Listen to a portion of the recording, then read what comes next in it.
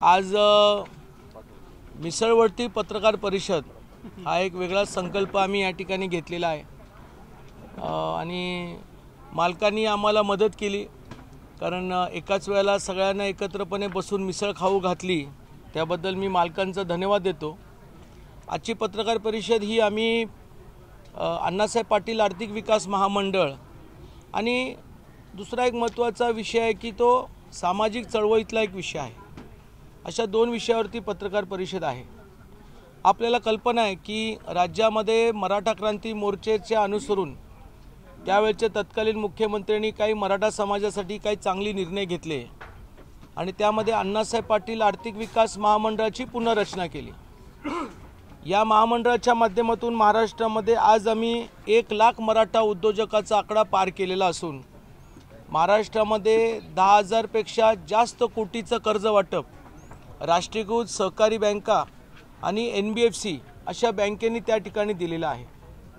अशा परिस्थितीमध्ये वारंवार आम्ही नाशिक जिल्ह्यामध्ये येत असतो, कलेक्टर साहेबांच्याकडे बैठका घेत असतो, राष्ट्रीयकृत बँकांनाही आम्ही आव्हान करत असतो की आपण त्या ठिकाणी केंद्र आणि राज्य सरकारच्या योजनेअंतर्गत महामंडळाच्या लाभार्थ्यांना आपण कर्ज मिळवून द्या। परंतु एक फार महत्त्वाचा विषय म्हणजे आम्ही हे पाहिलं की चांगल्या पद्धतीने सहकारी बँका आता महामंडळाच्या लाभार्थ्यांना पाठबळ द्यायला तयार झालेले आहेत आणि याचमुळे जो काय आमचा 1 लाख लाभार्थी आहे किंवा आमचं 10,000 कोटीचं कर्ज वाटप झालेलं आहे यामध्ये 70% तरी पूर्णपणे महाराष्ट्राच्या कोऑपरेटिव्ह मुवमेंट किंवा कोऑपरेटिव्ह बँकेचा वाटा आहे। या कोऑपरेटिव्ह बँकेमधूनही काही बँका 12% व्याज परतावा देतात ज्याचे आमचं योजना आहे, परंतु काही बँका आहेत ते 13% कधी-कधी 14% पण देतात।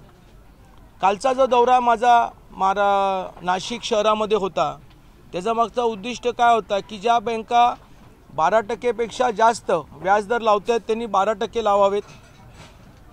त्याचबरोबर राज्य सरकारच्या योजना कोऑपरेटिव्ह बँका एवढा प्रतिसाद देत नाही कारण कधीकधी सरकार बदलल्यानंतर त्या बँकेचे जे लाभार्थी आहेत त्यांचे जे परत पैसे आले नाही तर काय, परंतु अण्णासाहेब पाटील आर्थिक विकास महामंडळामध्ये असं होत नसून आजपर्यंत जे कर्ज वाटप राष्ट्रीयकृत बँकांनी केलेलं आहे, सहकारी बँकेने केलेलं आहे, या सगळे कर्ज वाटपचं व्याज परतावा या ठिकाणी वेळेवर त्या ठिकाणी दिला जातो। आता कालच्या बैठकीमध्ये आम्ही खूप चांगल्या पद्धतीने चर्चा केली। काही बँका ज्यांच्या शाखा कमी आहेत त्यांनी मान्य केलं की आम्ही जरी आमच्या शाखा कमी असल्या तरी या योजनेअंतर्गत आम्ही लाभार्थ्यांची संख्या वाढवू। ज्या बँकेच्या लाभार्थ्यांची संख्या जास्त होती म्हणजे कर्ज वाटप झालेली आहे ज्यांचं नवीन संचालक मंडळ आलेलं आहे अशा संचालकांनाही आम्ही विनंती केली की नवीन संचालक मंडळ आल्यानंतरही आपण चांगल्या पद्धतीने कर्ज वाटप करावं। आणि मला सांगायला आनंद वाटतो की आम्ही नाशिक मर्चंट कोऑपरेटिव्ह बँकेला भेट दिली, सारस्वत सहकारी बँकेला भेट दिली, त्याचबरोबर समर्थ कोऑपरेटिव्ह बँकेला दिली, देवलाली व्यापारी सहकारीला बँक दिली आणि चारही बैठकीमध्ये बँकेच्या बैठकीमध्ये त्यांचे प्रशासकीय अधिकारी, त्यांचे ब्रांच मॅनेजर, त्याचबरोबर त्यांचे चेअरमन आणि संचालक मंडळ होतं। बऱ्याचशा वेळेला आमच्याकडनं ही कोऑपरेटिव्ह बँकेला आम्ही कधी भेट देत नसू किंवा त्यांना एक विश्वास निर्माण होत नसेल, पण कालच्या बैठकीमध्ये त्यांच्या संचालक मंडळ आणि अधिकाऱ्यांकडनं खूप चांगली प्रतिसाद मिळालेला आहे आणि मला विश्वास आहे की आता नाशिक जिल्ह्यामधील असणाऱ्या आमच्या लाभार्थ्यांनी कोऑपरेटिव्ह बँकेकडनंही कर्ज त्या ठिकाणी घ्यावं। या दौऱ्यामध्ये काल आम्ही हनीबी फार्मर्स प्रोड्युसर कंपनी या संस्थेला भेट दिली। यांनीही महामंडळाच्या योजनेअंतर्गत गट कर्ज केलं आणि या गट कर्जाच्या वेळेला मागच्या दौऱ्यामध्ये त्यांचं ऊस गळतीचं सुरुवात झाली नव्हती। त्यांनी पूर्णपणे व्यवसाय ऊसाशी निर्मित असणारा गूळ आणि गुळापासून असणारे काय पदार्थ त्या ठिकाणी बनवले जातात, म्हणून मागच्या वेळेला मी दौऱ्यावर गेलो होतो त्यावेळेला ऊस नव्हता, आता ऊसाचं गुऱ्हाळ त्या ठिकाणी चालू आहे आणि त्यांचे 3 प्रोडक्ट आम्ही पाहिले ज्याच्यामध्ये एक पावडर होती, एक गुळाची ढेब होती, एक कोल्याची आणि एक छोटंसं आमचं काय म्हणतात गुळाचं असं चॉकलेट खातो ना त्याला आपण काय म्हणता येईल वडी गुळाची वडी, म्हणजे गुळाची वडी तिन्ही प्रोडक्ट त्यांनी इतक्या चांगल्या पद्धतीने बनवलेल्या होत्या ना. आणि मेन म्हणजे या FPOमध्ये किंवा या गटकर्जामध्ये बऱ्यापैकी जे लाभार्थी आहेत हे सगळे 60च्या पुढे आहेत. म्हणजे 60 वयाच्या पुढे असणारे तरुण हे किती चांगले व्यवसाय करू शकतात हे आम्हाला पहिल्यांदा त्या ठिकाणी पाहायला मिळालं. त्या आजूबाजूच्या शेतकऱ्यांनीही त्या असणाऱ्या FPOवरती विश्वास ठेवला आणि त्या FPOनीही त्या शेतकऱ्याला साखर कारखान्यापेक्षा चांगला बाजारभाव दिला. म्हणजे त्यांची रिक्वायरमेंट काय साखर कारखाने एवढी नाही आहे, पण जो ऊस त्यांनी घातला त्या दिलेल्या ऊसाला त्यांनी चांगला बाजारभाव मिळाला आणि ते शेतकरी त्या ठिकाणी होते. म्हणजे असा एकंदर दौरा. आणि शेवटचा दौरा म्हणजे देवलाली बँकेला जात असताना छत्रपती शिवाजी महाराजांची जयंती आणि मोठ्या प्रमाणामध्ये नाशिकमध्ये महाराष्ट्रामधून ती सगळ्यात मोठी जयंती साजरी जाते. असे आमचे कार्यकर्ते बंटी भागवत असतील, योगेशजी असतील, विशालजी असतील, या सगळ्यांनी आग्रह केला आणि मग आम्ही त्या छत्रपती शिवाजी महाराजांच्या स्मारकाजवळ गेलो आणि त्या निमित्ताने शिवजयंतीला त्यांनी निमंत्रण केलं आणि मी त्या शिवजयंतीला येईल असं त्या ठिकाणी बघेल. महामंडळाच्या विषयाच्या व्यतिरिक्त एक सामाजिक चळवळीचा विषय फार महत्त्वाचा आहे. तो म्हणजे गेल्या वर्षी डिसेंबर महिन्यामध्ये जी झालेली घटना बीड जिल्ह्यामधली, आणि बीड जिल्ह्यातली झालेली घटना ही इतकी वेदनादायक आहे की पोस्टमॉर्टम करणाऱ्या डॉक्टरांनी, ज्याचा उल्लेख उपमुख्यमंत्र्यांनी एका भाषणात केला, की 2.5 ते 3 लिटर एवढं रक्त त्याचं साकळलं गेलं होतं. खरं म्हणजे वेगवेगळे लोक ह्याला जातीयवाद लावण्याचा प्रयत्न करतात, पण तो जातीयवाद नसून तो पूर्णपणे त्या ठिकाणी आपल्या गुंडगिरीचं वर्चस्व त्या जिल्ह्यामध्ये कसं राहील याच्यासाठी तो प्रयत्न चालू होता. मूळ स्वर्गीय संतोष देशमुख जे सरपंच होते ह्याच्याबद्दलची पूर्ण पत्रकारांना कल्पना आहे. याबद्दलचे वेगवेगळे चर्चा होत असतात. काल मंत्रालयाची कॅबिनेट मीटिंग होती, त्यावेळेला सुरेश दसनी काय सांगितलं आपल्याला सगळ्या कल्पना आहे. पण एकंदरच राज्याच्या असणाऱ्या गृह विभागाने यामध्ये अजून चांगल्या पद्धतीने खचून चौकशी करून बीड जिल्ह्याच्या व्यतिरिक्त काही जिल्हे असे पण असतील की ज्याच्यामध्ये अशा प्रकारची प्रवृत्ती काम करत असेल. ती कुठल्या जातीची आहे कुठल्या धर्माची आहे ही महत्त्वाची नाही आहे. आणि यामध्ये जास्त प्रमाणामध्ये पोलीस यंत्रणेशी त्यांचा जोड असतो आणि पोलीस यंत्रणेशिवाय हे कुठलाही गुंड या ठिकाणी गुंडगिरी करू शकत नाही. त्याच्यामुळे DG साहेब असतील, मुख्यमंत्री गृहमंत्री असतील किंवा जिल्ह्याचे पालकमंत्री असतील, यांनी प्रत्येकाने एक लक्षात ठेवलं पाहिजे की आम्ही अशा प्रवृत्तीच्या लोकांना पाठबळ देणार नाही किंबहुना राजकारणामध्ये स्थान देणार नाही. कारण अशा लोकांच्यामुळे पक्षाची प्रतिमा किती खराब होईल त्यापेक्षा सामाजिक नागरिकांना आपला जीव गमवावा लागतो. त्याच्यामुळे सामाजिक विषयावरती सरकारने यामध्ये गांभीर्याने बघावं आणि नाशिक जिल्ह्यातल्याही मराठा चळवळीतल्या लोकांनी या संदर्भामध्ये किंबहुना नवीन पालकमंत्री जी आज नेमणूक झालेली आहे त्या पालकमंत्र्यांना कलेक्टरांना यदाकदाचित ते भेटले पण असतील, नाहीतर त्यांनी भेटावं आणि ज्या सरपंचांची ज्या पद्धतीनं हत्या झाली याचा निषेध त्यांनी त्या ठिकाणी त्यांना भेटून करावा. खरं म्हणजे ज्या प्रमाणामध्ये एक आमदार निवडून येतो लोकप्रतिनिधी आहे, एक नगरसेवक निवडून येतो लोकप्रतिनिधी आहे, तसाच तो सरपंच आहे. आणि जर शासनाच्या एका लोकप्रतिनिधीला जर त्याचं जीवन सुरक्षित नसेल तर मग सरकार काय करतंय आणि पोलीस यंत्रणे काय करतात. त्याच्यामुळे सामाजिक चळवळीचं भान ठेवून अशी भविष्यामध्ये कुठली घटना घडू नये आणि घटना ज्यांनी घडवलेली आहे अशा आकापर्यंतचा निकाल लवकरात लवकर सरकारने आणि गृह विभागाने लावावा.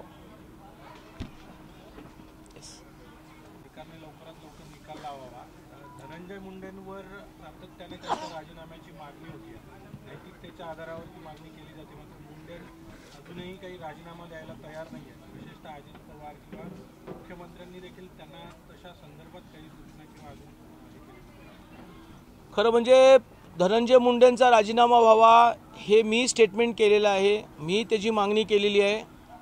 त्यांचा राजीनामा झाल्यानंतर जी चौकशी चालू आहे त्या चौकशीमध्ये चांगल्या प्रकारे गती मिळेल आणि लोक मनमोकळेपणे बोलतील.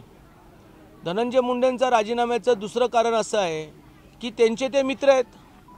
आता काही ठिकाणी सुरेश दस असतील, क्षीरसागर असतील, राष्ट्रवादीचे अजित पवार गटातले पण आमदार असतील, ते जे मागणी करतात, या मागणीला अनुसरून कमीत कमी राष्ट्रवादी काँग्रेस पक्षाने नैतिक जबाबदारी सांभाळून त्यांनी त्यांचा राजीनामा घेणं गरजेचं होतं. मला वाटतं आज उपमुख्यमंत्री, बीड जिल्ह्याचे पालकमंत्री अजितदादा पवार हे मला वाटतं आज गेलेत असं मला समजतं आहे. आता तिथं त्यांची DPDCची मीटिंग आहे. त्या बैठकीमध्ये सुरेशजी दस नक्कीच त्या ठिकाणी अजून काही चौकशा व्हाव्यात याकडे मागणी करतील. पण एकंदरच राजकारणामध्ये थोडंसं कुणीतरी जाणीव करावी असं मला वाटतं. अजून एक त्यामध्ये एक थोडंसं जोडतो.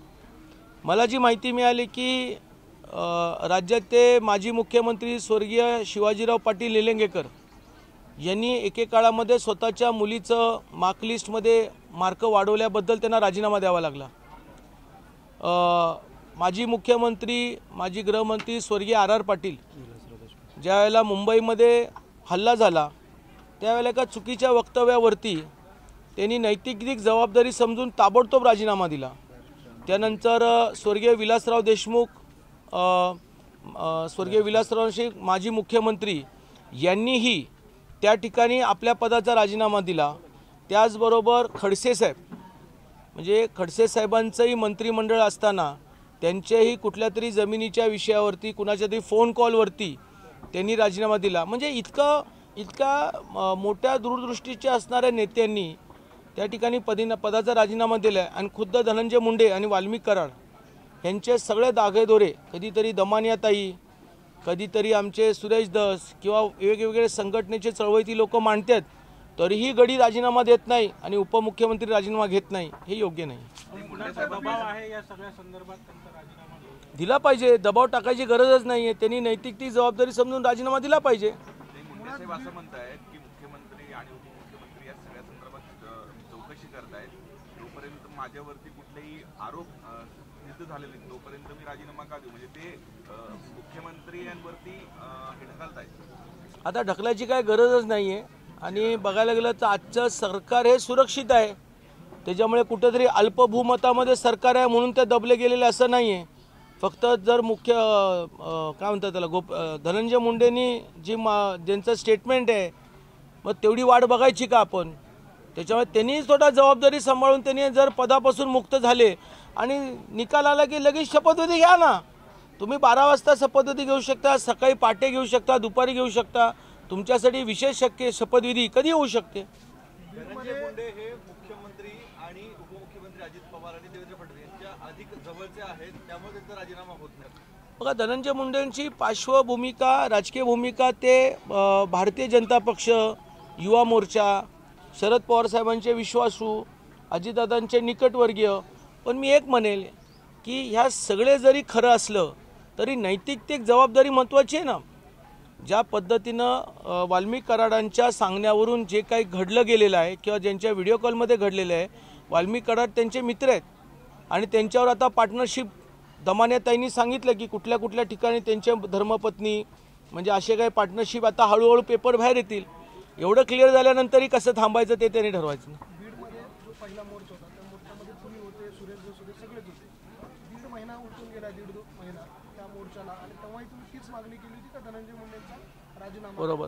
काल परवा काही नेत्यांनी राष्ट्रवादीने सांगितलं की अजित पवार हे धनंजय मुंडेंना मंत्री करण्यासाठी होते, मात्र देवेंद्र फडणवीसांनी धनंजय मुंडेंना मंत्रीपदाची शपथ देण्यासाठी आग्रह धरला होता.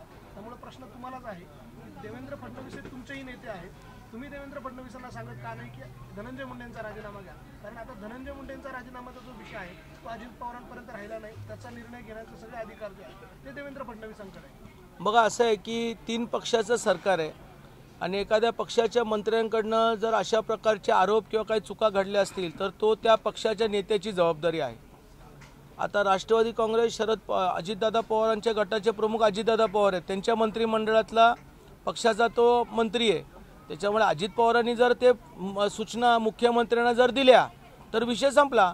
परंतु मला असंही वाटतं की मुख्यमंत्र्यांकडे तो अधिकार आहे, मुख्यमंत्र्यांनी तो अधिकार बजवावा. कारण सरकारची प्रतिमा जर एखाद्या मंत्र्यामुळे डाग लागत असतील आणि सगळे सोशल वर्कर्स ह्या मुद्द्यावरती बोलायला लागलेत की सरपंचांची अशा प्रकारची हत्या, त्याच्यामुळे मुख्यमंत्र्यांनी जरी थोडंसं रेटलं आणि सरकार स्थिर आहे, सरकारला एकनाथ शिंदेची ताकद आहे, त्याच्यामुळे समीकरणाच्या नावाखाली कुणाला पाठीशी मुख्यमंत्र्यांनी घालू नये. एकीकडे अण्णासाहेब पाटील महामंडळाच्या माध्यमातून आपण सांगितलं की देवेंद्र फडणवीसांच्या काळात मोठ्या चांगलं काम आहे महामंडळाचं, त्यांच्या नेतृत्वात चालू आहे. दुसरीकडे मनोज जरांगे पाटील जे मराठा नेते, ते मात्र वारंवार देवेंद्र फडणवीसांना टीका करतात. आज देखील काल देखील त्यांनी सांगितलं की माझ्या आंदोलनाकडे दुर्लक्ष केलं, आरक्षणाच्या मागणीकडे दुर्लक्ष केलं आणि टार्गेट जे आहे त्यांचं ते म्हणजे फक्त देवेंद्र फडणवीस आहे.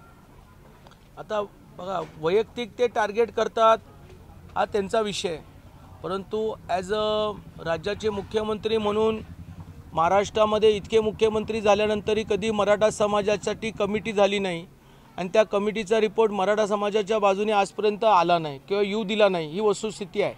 गायकवाड आयोगाच्या माध्यमातून न्याय मिळाला. गायकवाड आयोगाच्या नंतर फडणवीस साहेबांच्या माध्यमातून सारथी शैक्षणिक संस्था, महामंडळ, आज महामंडळाला गेल्या आर्थिक वर्षामध्ये 350 कोटीचं त्या ठिकाणी निधी दिलेला आहे, जो सगळ्यात जास्त महाराष्ट्रातल्या इतर महामंडळापेक्षा जास्त आहे.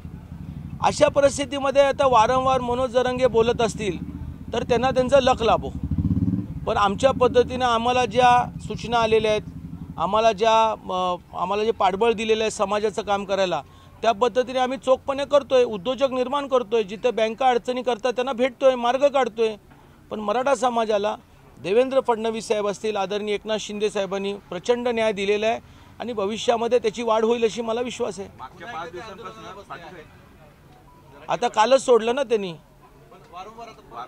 ते आता मी नाही काय बोलू शकत. मागच्या 3-4 दिवसांपासून जे आंदोलन करत होते, त्यांनी आधी आरक्षणाच्या मुद्द्यावरती हे केलं उपोषण, ओबीसी मधूनच आरक्षण द्या मराठा समाजाला, अशी त्यांची प्रमुख मागणी. आपण गेल्या अनेक वर्षापासून या आरक्षणाच्या मुद्द्यावरती काम करत आहे.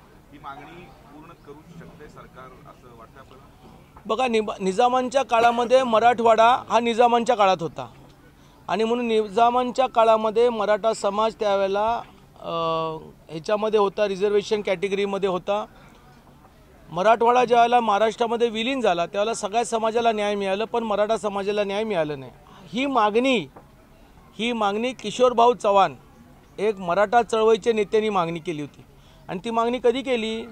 मुख्यमंत्री देवेंद्र फडणवीस साहेबांनी ज्यावेळेला SC-BC आरक्षण दिलं त्यावेळेपासून त्यांची मागणी होती.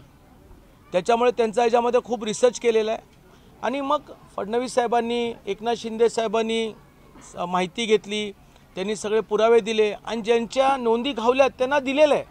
आता ते ऑलरेडी मराठा OBC-मध्ये ॲज अ कुणबी म्हणून गेलेले आहेत. आता हा तर मार्ग संपल्यानंतरही सातत्य आंदोलन करणं हे योग्य नाही ना. वर्षभरापासून आपण जर बघितलं तर ज्यावेळेस मनोज जरांगेंचं आंदोलन सुरू झालं, आज मराठवाड्यामध्ये जालना बीडमध्ये अशी परिस्थिती आहे की मराठा समाजाचे लोक OBC व्यक्तीच्या हॉटेलमध्ये किंवा त्यांच्या कार्यक्रमाला जात नाही, OBC मराठामध्ये जात नाही. हे कुठेतरी महाराष्ट्रासारख्या राज्याला कुठेतरी येत्या काळामध्ये या सगळ्या गोष्टीचा जातीवादीचा मोठा फटका बसू शकतो. आपण छत्रपती शिवरायांचं नाव घेतो फक्त आपल्या वैयक्तिक राजकीय स्वार्थासाठी, परंतु छत्रपती शिवरायांचे जे आदर्श होते ते 12 बलुतेदार आणि 18 पगड जाती यांना घेऊन चालणारे होते. परंतु आजच्या काळामध्ये मधल्या वातावरणामध्ये काही OBC नेत्यांनी मराठा समाजाच्या मागणीवरती वेगळ्या प्रकारचं स्टेटमेंट केलं आणि मग मराठा समाजाने OBC समाजाच्या काही नेत्यांवरती स्टेटमेंट केलं. नेते राहिले बाजूलाच, भांडायला लागलो आम्ही खालच्या स्तरावरती काम करणारे गरीब हिंदू समाज. आणि हिंदूमध्ये जो गट निर्माण झाला तो गटाचा एक फटका हरिभक्त परायण जे कीर्तनकार होते त्यांच्यावरती पण पडला. म्हणजे कुठल्या गावामध्ये कुणाचं कीर्तन ठेवायचं, मग त्या कीर्तनकाराची जात काय, आणि हे महाराष्ट्राला म्हणजे काळिंबा फासणारा विषय आहे. आणि आम्ही प्रयत्न करत असतो. म्हणजे कालचं जे वाल्मिक कराडची संतोष देशमुखची हत्या झाली त्याच्यामध्ये आम्ही सगळेजण काय म्हटलो, हा जातीचा विषय नसून हा फक्त केवळ वर्चस्वाचा विषय आहे. आता योगायोगाने वर्चस्व करणारा आहे तो वंजारी समाजाचा, योगायोगाने ज्याची हत्या झाली तो मराठा समाजाचा, योगायोगाने मराठा समाजाचा सरपंच ज्याच्यासाठी आपल्या आयुष्याचं बलिदान दिलं तो होता डॉक्टर आंबेडकरांच्या चळवळीतला कार्यकर्ता. त्याच्यामुळे नक्की तुम्ही जात म्हणाल का तुम्ही हे वर्चस्व म्हणाल, तसं लोकांनी जाती जातीमध्ये अंतर करू नये. आपण सर्व हिंदू धर्मातली लोक आपण सर्व 12 बलुतेदार अट्टपकड जात्या हे छत्रपती शिवरायांचे मावळे समजून त्या ठिकाणी काम केलं पाहिजे। ठीक आहे, आरक्षण कुणाला मिळालं नाही तो यदाकदाची द्वेष असू शकतो, परंतु हॉटेलला न जाणं, कार्यक्रमाला न जाणं असं काही करणं योग्य होणार नाही आणि त्यात बदल करावा। जरांगे पाटलांना तुम्ही काय आवाहन करू इच्छिता जर खरंच मराठ्यांसाठी? मी एक छोटा कार्यकर्ता आहे, मी जरांगे पाटलांना काही आवाहन करू शकत नाही।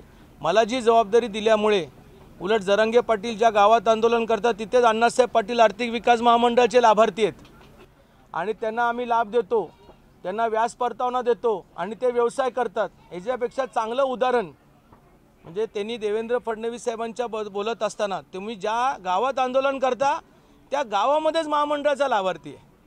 त्याच्यामुळे तुम्ही ठरवा की देवेंद्रजींनी खरंच मराठ्यांसाठी काय केलं का नाही केलं। आता ते काय झालंय ते एक आपल्यामध्ये ती एक पद्धत आहे, त्याच्यामुळे ते बोलतात, पण ही वस्तुस्थिती नाही आहे। समाजातले तुम्ही नेते आहात मराठा समाजाचे, जो समाज अशा पद्धतीने विखुरला जातो, तुम्हाला समाजाला दिशा देण्याची गरज आहे असं वाटत नाही का? कारण एकच व्यक्ती अशा पद्धतीनं समाजाला पुन्हा त्याच दिशेला घेऊन जातोय, पुन्हा एका व्यक्तीवर टार्गेट करून बोलतोय, पण समाज भरकटतोय, समाजाची दिशा बदलते, त्यावेळेला तुमच्यासारख्या नेत्यांनी समाजाला एक दिशा देण्याची गरज वाटत नाही? काय असतं, समाजाने पण हे आत्मचिंतन केलं पाहिजे की महाराष्ट्रामध्ये 1 लाख मराठा उद्योजक झालेले आहेत। या योजनेअंतर्गत महामंडळामधून आम्ही 1000 कोटीचं कर्ज वाटप व्याज परतावा आम्ही दिलेलं आहे। बँकेने 10,000 कोटीचं त्या ठिकाणी कर्ज वाटप केलेलं आहे। म्हणजे काय झालं आहे, ही वस्तुस्थिती आहे, हे पेपरवरचं आहे, हे कुणी आम्ही आकडे तयार नाही केले। सारथीमधून मराठा समाजाला आणि कुणबी समाजाच्या मुलांना परदेशामध्ये शिक्षणासाठी मिळालेत पैसे, वेगवेगळ्या स्पर्धेसाठी पैसे मिळालेत, हे वस्तुस्थिती आहे। त्याच्यामुळे समाजाने विचार केला पाहिजे। आता एखाद्याने डोळ्यावर पट्टी बांधली असेल तर त्याला आम्ही तरी काय करू शकत नाही ना। एक म्हणजे आता हे सगळं तात्कालिक प्रश्न आहे। तुम्ही सुरुवातीला आपण चर्चा करताना बोललात की समाजगिरी खूप होते, समाजाच्या आश्रयाखाली गुंडगिरीचा म्हणजे आणि त्याला सगळेजण पाठिंबा देतात। पक्ष अशा लोकांना तुमच्या पक्षात घेऊन मतांसाठी त्यांचा हे वापर करते आणि त्यामुळे हे सगळं वाढतंय असं तुम्हाला वाटत नाही का? पक्षांनी याचा विचार करावा, ही एक गोष्ट। दुसरी गोष्ट, तुम्ही म्हटलात की पूर्ण महाराष्ट्रात सगळ्या समाजांचा हे सगळे प्रकार सुरू झालेत, प्रत्येक समाजातला काहीतरी, तर समान नागरी कायदा जसा उत्तराखंडने लावला तसा महाराष्ट्रात लागू करावा का? मुख्यमंत्री काय तुमची मागणी आहे? खरं म्हणजे 1982च्या दशकामध्ये माझे वडील अण्णासाहेब पाटलांची मूळ मागणी त्यावेळेला होती की समान नागरी कायदा, आणि या समान नागरी कायद्याची फार मोठी गरज या पूर्ण भारत देशामध्ये आहे, ज्याच्यामध्ये सगळ्या जाती धर्मातले असणाऱ्या लोकांना एकच कायदा जर निर्माण झाला तर तो फार बरा होईल। मी उत्तराखंडच्या असणाऱ्या मुख्यमंत्र्यांनी धाडस केल्याबद्दल त्याचं अभिनंदन करतो आणि महाराष्ट्रातल्या मुख्यमंत्र्यांनी याचा विचार करावा आणि ताबडतोब त्याबद्दलची आपली भूमिका म्हणा किंवा त्याच्या प्रकारचे नियोजन त्यांनी करावं असं मला वाटतं। दुसरा मुद्दा म्हणजे राजकारणामध्ये अशा प्रकारच्या गुंडांना कृपया करून कुठल्याच पक्षाने पाठबळ दिली गेली नाही पाहिजे। मग ते काँग्रेस पक्ष असेल, ते राष्ट्रवादी असेल, ते BJP असेल, ते शिंदेसाहेब असतील किंवा उद्धवजी ठाकरे असतील। याचं कारण काय होतं की या लोकांची जी प्रतिमा आहे ती गुंडांची आहे, मर्डर करणाऱ्या लोकांची आहे, आणि ज्यावेळेला एखादा राजकीय पक्षातला नेता या लोकांना सोबत घेऊन चालतो त्यावेळेला त्याचा कार्यकर्ताही घाबरतो आणि गुंडांना सोबत घेऊन गेल्यामुळे यदाकदाचित अजून गुंडही निर्माण होऊ शकतात। पण राजकीय पक्षामध्ये काही आचारसंहिता असावी, या आचारसंहितेमध्ये अशी लोक नसावी असं माझं प्रांजळ मत आहे। आमच्या माथाडीमध्ये अशाच प्रकारचे गुंड आहेत आणि ते मागच्या उद्धव ठाकरेंच्या कालखंडामध्ये वेगवेगळ्या पक्षामध्ये फिरत होते। आता सरकार बदललं की ते गुंड लगेच दुसऱ्या पक्षामध्ये गेले। म्हणजे दुर्भाग्याने माथाडी कामगार चळवळीमध्ये एक गुंड प्रवृत्तीचे लोक उद्या चैनी अंगठ्या आणि बाउन्सर आणि झिपरी माणसं नेतृत्व करायला लागली आणि ते पोलीस स्टेशनमध्ये जाऊन मुद्दा मांडायला लागले तर कसं होईल? त्याच्यामुळे काही आचारसंहिता अशा प्रवृत्तीच्या लोकांच्या बद्दलही सरकारने ठरवल्या पाहिजेत आणि प्रत्येक पक्षाने ठरवल्या पाहिजेत। पाटील साहेब, शेवटचा प्रश्न, चला। आता अनेक जण उद्धव ठाकरेंना रामराम ठोकून दुसऱ्या पक्षात चाललेत, मात्र प्रत्येक जण उद्धव ठाकरेंवर टीका करत नाही, संजय राऊतांवर टीका करतायत, असं का होतं? आता हा फार तो सकाळचा भोंगा आहे, तो कधी बंद होईल मला माहीत नाही, परंतु हे उत्तर मी कसं देऊ मला माहीत नाही। परंतु उद्धव ठाकरेंनी याचं आत्मचिंतन केलं पाहिजे की तुम्ही एखाद्याला इतकी काय मुक्तियार पत्र दिले बोलायला।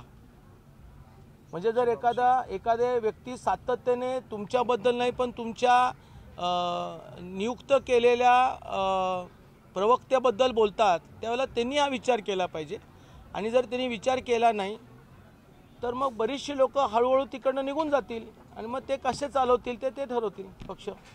धन्यवाद. Thank you very much.